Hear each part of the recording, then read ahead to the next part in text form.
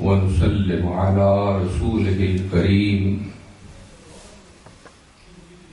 أما بعد فأعوذ بالله من الشيطان الرجيم بسم الله الرحمن الرحيم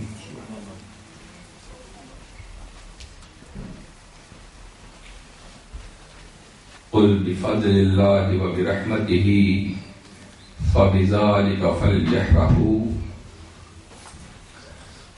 وقال الله تعالى في مقام آخر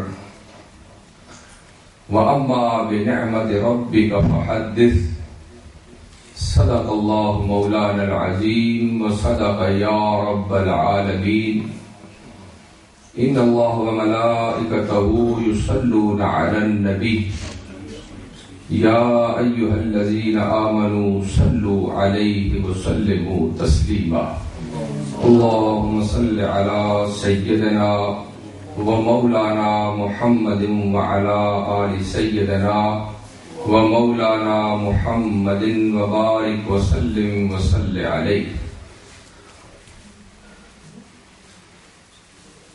نثار تیری چہل پہل پر نثار تیری چہل پہل پر ہزاروں عید ربیع الاول نثار تیری چہل پہل پر ہزاروں عید ربیع الاول سوائے ابلیس کے جہاں میں سبھی تو خوشیاں منا رہے ہیں سوائے ابلیس کے جہاں میں سبھی تو خوشیاں منا رہے ہیں اور جہان بھر میں یہ قاعدہ ہے جس کا کھانا اسی کا گانا جہان بھر میں یہ قاعدہ ہے جس کا کھانا اسی کا گانا ہم جس کا کھا رہے ہیں اسی کے ہی گیت گا رہے ہیں ہم جس کا کھا رہے ہیں اسی کے ہی گیت گا رہے ہیں اللہ جل مجدہ کے فضل و کرم سے آقا نامدار تاجدار مدینہ سرور قلب و سینہ احمد مجتبی محمد مصطفیٰ صلی اللہ علیہ وآلہ وسلم کی لطف و عطا سے آج کے جمعۃ المبارک کا موضوع میلاد النبی صلی اللہ علیہ وآلہ وسلم کی شرعی حیثیت قرآن و حدیث کی روشنی میں بیان کرنا ہے جب بھی میلاد النبی کا مہینہ آتا ہے عاشقان مصطفیٰ کے جو قلب ہیں وہ محبت مصطفیٰ میں لہلہا اٹھتے ہیں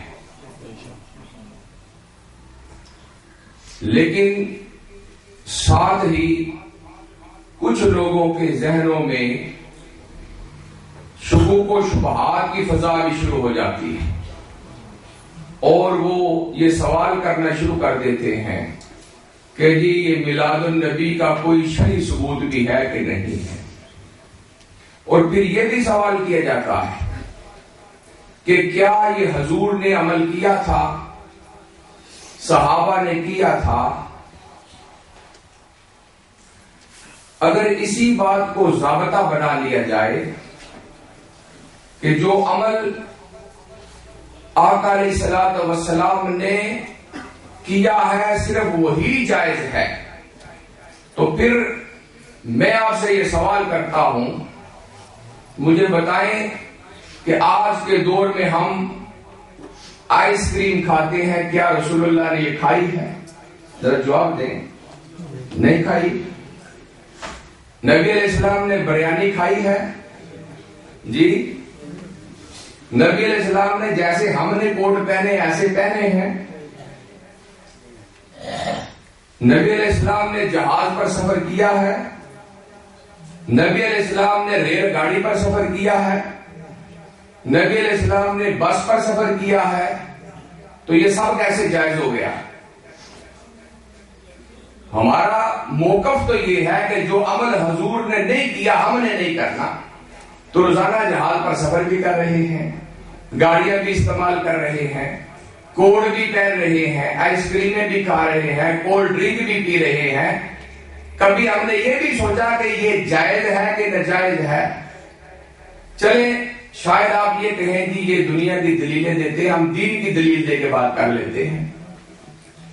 نبی علیہ السلام کے دور میں کیا تراویح جو ہے باجماعت ہوئی 30 دن؟ نہیں ہوئی. حضرت عمر فاروق رضی اللہ تعالیٰ نے جب مدینہ طیبہ گئے، دیکھا لوگ متفرق نماز پڑھ رہے ہیں، آپ نے اکٹھا کر دیا، اور اکٹھا کر کے آپ نے حضرت عمر فاروق رضی اللہ تعالیٰ نے تو تراویح جو ہے اس کو باجماعت کیا، خود جو ہے وتر پڑھائے. آج ساری امت جو ہے اس پر عمل کر رہی ہے. کسی نے نہیں پوچھا کہ یہ عمل نہ حضور نے کیا ہے نہ صدیق اکبر نے کیا ہے. تو عمر فاروق کی ہم بات کیوں مانے؟ ساری امت خواہ کسی مسئلہ کا کوئی آدمی ہو وہ اس پہ ڈٹا ہوا ہے، باجماعت تراویح کرا رہا ہے. اس کے بعد حضور علیہ السلام کے دور کے اندر کسی مسجد پر محراب اور منبر نہیں تھا، مینار نہیں تھا. یہ مینار اور جو محراب ہے جس میں میں بیٹھا ہوا ہوں یہ حضرت عمر بن عبد العزیز نے بنایا ہے. عمر ثانی جنہیں کہا جاتا ہے. کسی نے کبھی اعتراض نہیں کیا. سارے مسلک مینار بھی بنا رہے ہیں، محراب بھی بنا رہے ہیں. اب جو ہے قرآن پاک جو ہے اس کی تدوین نبی علیہ السلام نے نہیں کی، کمپائل بک شکل میں صدیق اکبر نے کیا ہے. ساری دنیا پڑھ رہی ہے.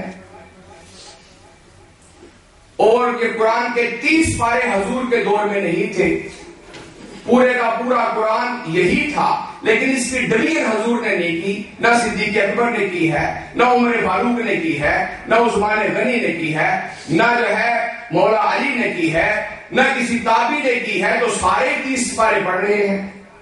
کبھی کسی نے یہ نہیں پوچھا یہ جائز ہے کہ ناجائز ہے. پھر جمعے کی دوسری اذان تمام مکاتب فکر دے رہے ہیں یہ حضرت عثمان غنی نے جو ہے ایجاد کی ہے. نہ رسول اللہ صلی اللہ علیہ وسلم نے جو ہے آپ کے زمانے میں دوسری اذان تھی، نہ جو ہے خلفائے راشدین میں صدیق اکبر اور حضرت عمر فاروق کے دور میں تھی. سارے کر رہے ہیں. سوال یہ ہے کہ یہ جو بات ہے کہ یہ بات حضور کے دور میں نہیں تھی، اب کیسے ہو گئی؟ اگر اس بات کو موضوع بنا لیا جائے اور اسی کو ضابطہ بنا لیا جائے تو یہ سارے مینار ہمیں گرانے پڑیں گے، یہ سارے مینار اتارنے پڑیں گے، قرآن پاک کی شکل کو بدلنا پڑے گا. ابھی ہم جو علماء درس نظامی کتابیں پڑھتے ہیں، کیا یہ حضور کے دور میں تھی؟ امام بخاری جو ہے وہ 200 سال بعد بخاری لکھ رہے ہیں، مسلم لکھی جا رہی ہے، سیاستہ لکھی جا رہی ہے. اگر یہ ضابطہ بن جائے کہ یہ چیز حضور کے دور میں نہیں تھی، یہ عمل حضور کے دور میں نہیں تھا، تو سارے علماء کا علم کدھر جائے گا؟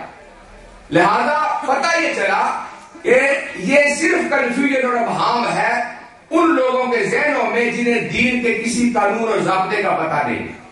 وگرنہ بڑے کھلے جو ہے طریقے سے حضور کے فرمان موجود ہیں. اللہ کے نبی فرماتے ہیں الحلال ما احل اللہ لکم، اللہ نے ہر اس چیز کو حلال کر دیا ہے کتاب کے اندر جو حلال ہونے والی ہے. والحرام حرم اللہ لکم، اور حرام بھی لکھ دیا ہے جو حرام ہونے والی چیز تھی. قرآن کے اندر سب حرام چیزوں کا ذکر ہے اور تمام حلال چیزوں کا ذکر ہے. یعنی یہ حکم امر کا اور نہی کا قرآن میں موجود ہے.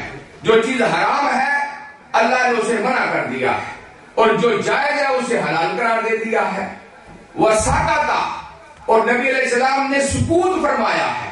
وسکتا، کئی باتوں پر حضور نے سکوت فرمایا، یعنی اس کی وضاحت نہیں فرمائی، پھر خود ہی فرمایا وَهُوَ عَافِيَةٌ، جو سکوت کیا ہے وہ تمہاری لیے معافی اور چھٹی ہے، رخصت ہے، فَخُذُوهَا، پر تم ان کو پکڑا کرو، جس کی چھٹی مل جائے، وَلَا تَبْغَسُوهَا، اس پر بحث مباحثہ نہ کیا کرو۔ تو جو اللہ نے رخصت عطا کی، اللہ کے نبی نے دی، رخصت عطا کی، تو ہم اس بحث مباحثے میں پڑھ کے کیا لینا چاہتے ہیں؟ رہا یہ مسئلہ کہ یہ سکوت کے معاملے کی بنیاد پر مینار قائم ہے، محراب قائم ہے، قرآن کے 30 پارے قائم ہیں، تمام جو ہے دین کا حلیہ موجود ہے، چونکہ اس کے اندر واللہ فیہ خیر، خیر کی بنیاد پر جو ہے یہ سارا نظام چل رہا ہے۔ میری بات آپ کو سمجھ لگ رہی ہے؟